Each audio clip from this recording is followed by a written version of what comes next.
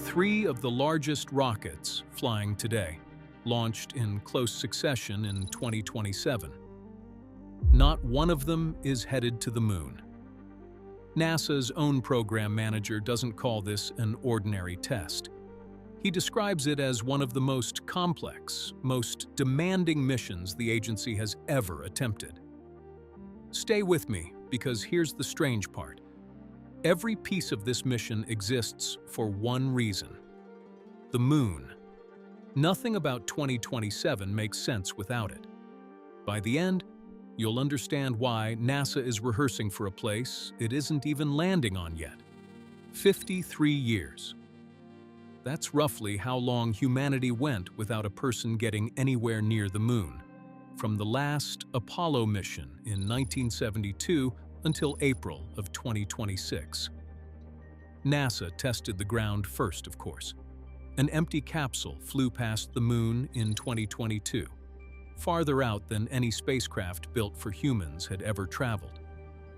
Then, in 2026, 4 actual astronauts flew around it: Reed Wiseman, Victor Glover, Christina Koch, Jeremy Hansen. They passed the moon at a distance of about 6,500 kilometers from its surface. By then, they were also farther from Earth than any human being in 56 years. The old record belonged to Apollo 13, set by accident after their engines failed and the moon's gravity became the only way home. This time, nothing went wrong. It was the plan. Home again within 10 days. Not a landing, a flyby.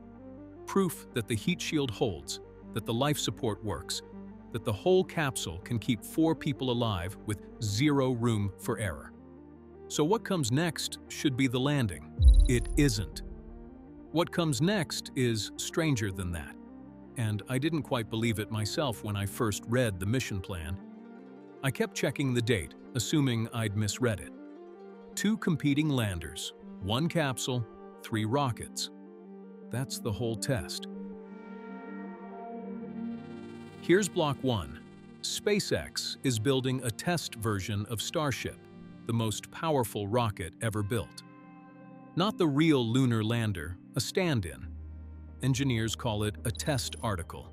52 meters tall, roughly the height of a 17-story building, and they've bolted a docking mechanism onto its nose. When it launches, Orion, the capsule built to carry the astronauts, is going to fly up and meet it, nose to nose, spacecraft meeting spacecraft in orbit. No astronaut climbs inside. Nobody's allowed. This flight exists in large part to prove the 2 vehicles can find each other and lock together in orbit. No drifting apart, no collision, nothing that ends a program before it really begins. 2 untested spacecraft, closing the gap between them by inches, guided entirely by software that has never done this job before, for real, in space. There's a reason to test this in Earth orbit first. A problem here still has a way out. That won't always be true for what comes next. Block 2 looks nothing like Block 1. Blue Origin is flying a test version of its Blue Moon Mark II lander, and this time, astronauts actually go inside. Up to 2 of them, wearing the orange suits built for Orion, will open the hatch and step into the cabin. They're even flying a mannequin dressed in a spacesuit, the same idea as the one that rode along on Artemis 1, quietly reporting back what the cabin actually feels like to a human body. This lander docks along its side, not nose to nose. It can also just wait in orbit. Loiter, in NASA's words, for up to 30 days, running checks before Orion even launches. 2 companies, 2 completely different machines, solving the same unsolved problem. How do you dock enormous, untested spacecraft in orbit and trust human lives to the result? Here's the part that's never happened before. Not in Apollo, not on the space station, not anywhere. The same crew, inside the same capsule, is going to dock with 1 lander, undock, then chased down a second, completely different lander, built by a competing company using a completely different docking system. Back to back, in the same mission.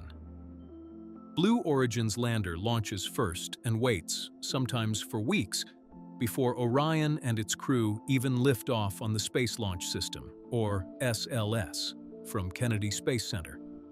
Once that first docking wraps up, SpaceX sends its own test lander to meet the same crew in the same capsule for round 2.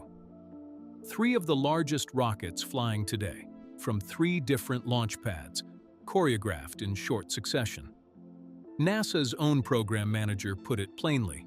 He called it one of the most complex missions the agency has ever undertaken. And there's a reason it has to happen exactly this way. For the real landing missions later on, NASA plans to send a lander up first and let it wait in orbit, then launch the crew separately to meet it. Nobody has ever run that choreography for real, not once, not with people aboard. 2027 is the rehearsal for it. Every rendezvous, every docking, every undocking gets tested now in Earth orbit. Nobody wants to discover a problem with the choreography for the first time near the moon. Not with a crew who can't simply turn around and come home in a matter of days if something goes wrong. Now, will all of this actually happen on the timeline NASA just laid out? That's the one thing nobody can promise. This schedule has already shifted more than once, and outside reporting has tracked those slips closely. The landing itself, originally the whole point of Artemis 3, has moved to 2028, now split across 2 missions instead of 1. Both landers, the Starship test article and the Blue Moon cabin, are still being built and tested as this is being written. And while I was fact-checking that sentence, I ran into something that makes it even harder to predict. Blue Origin's rocket for this mission has had a difficult year. A failed launch in April. Then, in May, a booster exploded on the ground during a test and damaged the company's only working New Glenn launch pad. NASA's administrator has said that pad might not be ready again until 2028. NASA is now exploring other options, including a rocket built by SpaceX, Blue Origin's own rival in this very mission. NASA itself calls these objectives aggressive. None of this is locked in stone, and the New Glenn incident is a reminder of that. Test flights are exactly the kind of thing that gets delayed when hardware isn't ready yet, and both of these landers are still fairly new, still working through the kind of problems that only show up once you actually try to fly. Success here doesn't have to mean a perfect mission. It can simply mean learning enough, fast enough, that the actual landing crews in 2028 aren't running into these problems for the first time, with far less room to turn back. Step back from the hardware for a second.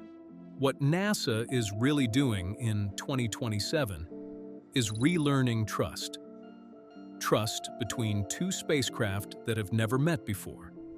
Trust between 2 companies that are, technically, competitors. This isn't even the first time humans have done something like this.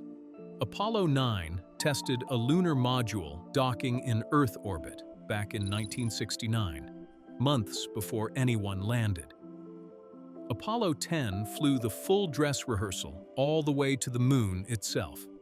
Everything except the actual landing. Neither of those missions felt like the main event at the time. Looking back, they were the reason the main event worked. Apollo 9 didn't go to the moon either. 4 months and 1 more rehearsal later, Neil Armstrong took the first step. 3 rockets, 2 landers, 0 footprints on the moon. Not yet.